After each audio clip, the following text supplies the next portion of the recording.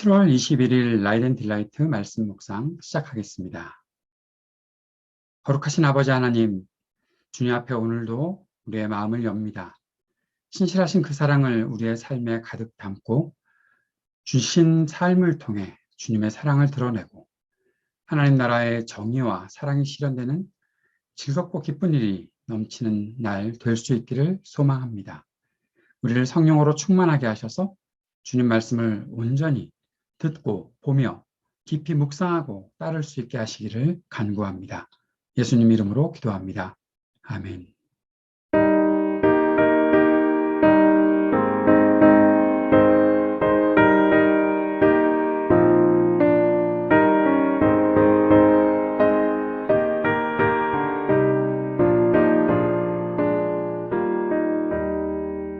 주의 피로 이룬 샘물 참 깊고 넓도다. 구원하는 그 신능력 다 찬송할지라. 찬송하세 주의 보혈 그 샘에 지금 나가 죄의 깊이 빠진 이 몸 그 피로 씻어 맑히네. 죄악 세상 이김으로 거룩한 길 가는 나의 마음 성전 삼고 주께서 계시네. 찬송하세 주의 보혈 그 샘에 지금 나가 죄의 깊이 빠진 이 몸 그 피로 씻어 맑히네.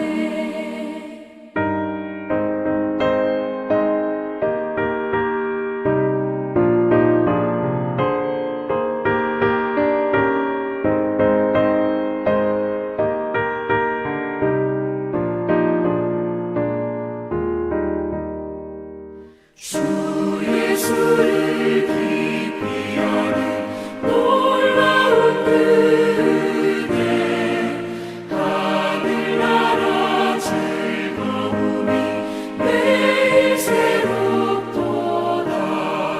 찬송하세 주의 보혈 그 샘에 지금 나가 죄의 깊이 빠진 이 몸 그 피로 씻어 맑히네.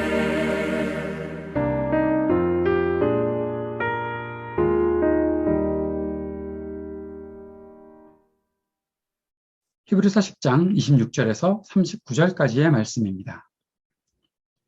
우리가 진리에 대한 지식을 얻은 뒤에도 짐짓 죄를 짓고 있으면 속죄의 제사가 더 이상 남아있지 않습니다. 남아있다고 예상할 수 있는 것은 무서운 심판과 반역자들을 삼킬 맹렬한 불뿐입니다. 모세의 율법을 어긴 사람도 두세 증인의 증언이 있으면 가차없이 사형을 받는데 하나님의 아들을 짓밟고 자기를 거룩하게 해준 언약의 피를 대수롭지 않게 여기고 은혜의 성령을 모욕한 사람은 얼마나 더 무서운 벌을 받아야 하겠는가를 생각해 보십시오. 원수를 갚는 것은 내가 할 일이니 내가 갚아주겠다 하고 말씀하시고 또 주님께서 그의 백성을 심판하실 것이다 하신 분을 우리는 알고 있습니다. 살아계신 하나님의 징벌하시는 손에 떨어지는 것은 무서운 일입니다.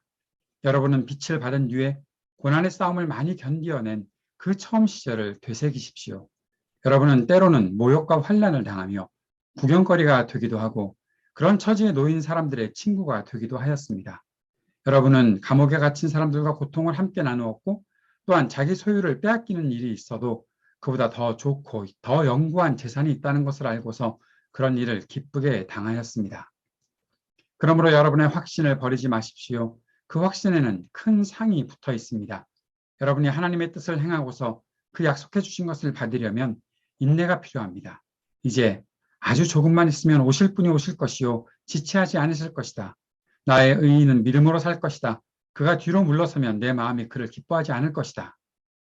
우리는 뒤로 물러나서 멸망한 사람들이 아니라 믿음을 가져 생명을 얻을 사람들입니다. 아멘. 믿음이라는 그것은 내가 한번 가졌으니 그 믿음은 영원히 변하지 않고 유지되는 것이다. 그렇게 생각할지 모르겠지만 그렇지 않습니다. 그리스도인이 소유하게 된 믿음, 그리고 소망, 사랑, 이것들은 그리스도를 따르는 삶에 나타나는 모든 신앙생활의 요소인데 이 신앙생활의 요소들이 생명 안에서 나오는 것이다라는 사실을 우리가 꼭 기억해야 합니다. 주님께서 주신 이 생명, 그 영원한 생명, 이 생명은 가만히 있는 것이 아니라 움직이는 것이죠. 자라는 것이죠. 그래서 그것이 자랄 때 성실과 정성을 다해 온전히 자랄 수 있게 해야 합니다. 그 일을 우리 주님께서 해 주시고 성령께서 해 주시겠지만 그것을 받아들이는 우리들도 마찬가지로 성령께서 그 모든 일을 도우실 때 우리가 감당해야 될 일이 분명히 있다는 사실을 잊지 말아야 합니다. 그래서 이 믿음이 더 잘 자라갈 수 있도록 우리가 힘을 다하고 마음을 다하는 일은 분명히 필요한 일이다라는 사실이죠. 그래서 때로는 경고도 있고 책망도 필요하고 칭찬도 필요하고 격려도 필요하다는 것입니다. 하나님의 심판에 대해 말씀을 우리가 듣게 되면 그것을 겸손한 마음으로 주님을 경외하는 마음으로 받아들여야 합니다. 왜냐하면 우리의 믿음이 잘 성장해 나가야 하는 것이기 때문입니다. 꼭 기억해야 하는 또 한 가지 사실은 하나님은 죄에 대해서 철저하게 심판하시는 분이시다라는 사실이죠. 하나님께서 베푸신 은혜가 무엇인지 알면서도 그리스도를 짓밟고 십자가 은혜의 보혈을 소홀히 여기고 성령을 모욕한 사람들은 심판을 받습니다. 그들이 심판을 피할 수 있다고 생각하는 것은 어리석은 일입니다. 이 말씀은 그리스도를 끝까지 따르는 이들에게는 마음을 새롭게 하고 다잡게 하는 그러한 말씀일 것입니다. 그러나 그리스도를 배도한 자들에게는 심판이 분명히 있게 될 것에 대한 선언입니다. 저자는 그리고 이 말씀을 마친 이후에 끝까지 그리스도를 따르는 믿음의 사람들에게 격려를 잊지 않고 있는 것을 우리가 본문을 통해서 볼 수 있습니다. 그리스도를 따르는 일, 이것은 평탄한 길을 보장받는 것이 아닙니다. 내가 그리스도를 따르기로 시작했으니 이제 나의 삶에는 아무런 문제도 없을 것이다, 어려움도 없을 것이다 라고 생각하는 것은 오산입니다. 그리스도를 따르는 길에는 고난과 싸움, 모욕과 환난이 같이 나타나게 됩니다. 그래서 주님께서도 요한복음 16장에서 환난을 당할 것이다 라고 말씀하셨지요. 그럼에도 불구하고 그리스도인들은 함께 고통을 나눕니다. 핍박과 강탈을 당하는 가운데서도 영원한 하나님 나라를 함께 소망합니다. 그리스도를 따르는 일을 기꺼이 기쁨으로 감당합니다. 저자는 이들에게 확신을 버리지 말라고 그렇게 말하고 있습니다. 그 확신 안에 소망이 있고 소망을 이루기까지 인내가 있어야 한다는 사실을 말하고 있습니다. 인내, 왜 필요할까요? 평탄한 길을 걷지 않을 것이 분명하기 때문에, 때로는 지루하기도 하고 어려움이 생기기도 하기 때문에 그때 확신을 버리지 않는 인내가 필요하다 말씀하고 있습니다. 그리고 그리스도인들의 살아가는 삶의 이 기초가 바로 믿음이라는 사실을 강조합니다. 믿음이 무엇입니까? 믿음은 끝까지 주님을 따르며 전진하는 것입니다. 우리가 믿음을 소홀히 한다면 우리는 정지될 수도 있고 멈출 수도 있고 뒤로 물러날 수도 있습니다. 그러나 진짜 믿음은 우리로 하여금 끝까지 전진하게 한다는 사실을 우리가 꼭 기억할 수 있으면 좋겠습니다. 말씀을 정리해 봅시다. 하나님의 심판은 단순한 협박이 아닙니다.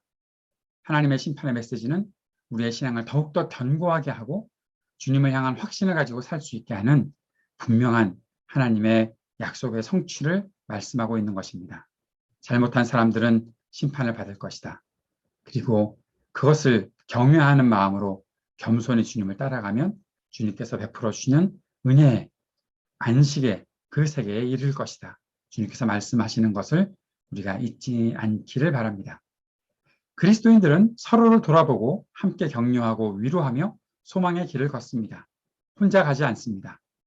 온갖 고난과 핍박도 이겨낼 수 있는 힘이 어디서 나옵니까? 하나님의 은혜를 갈망하며 서로 사랑하는 그리스도인들의 생활에서 찾을 수 있는 것이 바로 모든 고난을 이겨낼 수 있는 힘이 그 속에서 나오는 것이죠. 사랑하는 여러분, 우리의 믿음이 더욱더 견고한 확신이 될 수 있도록 주님의 말씀 앞에 겸손함으로 주님을 경외함으로 그리고 서로를 격려하며 사랑함으로 함께 살아갈 수 있게 되기를 바랍니다. 그 마음과 소망을 품고 오늘도 주님 앞에 기도하며 나아갑시다. 주님께 기도할 때 우리의 견고한 믿음이 더욱더 분명한 확신이 되도록 소망과 인내로 그리스도를 따를 수 있게 하옵소서. 기도합시다. 전쟁과 분열이 그치고 평화와 화합의 세상이 오게 되기를, 몸과 마음이 아픈 이들에게 긍휼을 베풀어 주시고 위로와 소망이 되어 주옵소서. 함께 기도합시다. 이 땅의 청년들을 위해 기도하면서 주님 긍휼히 여기시고 미래에 대한 용기, 기회를 얻게 하옵소서. 함께 기도합시다. 우리 하이브리드 3.0 교회가 주님의 뜻 안에서 온전한 교회로 세워지게 되기를 위해 함께 기도하는 시간 갖도록 하겠습니다. 같이 기도하겠습니다.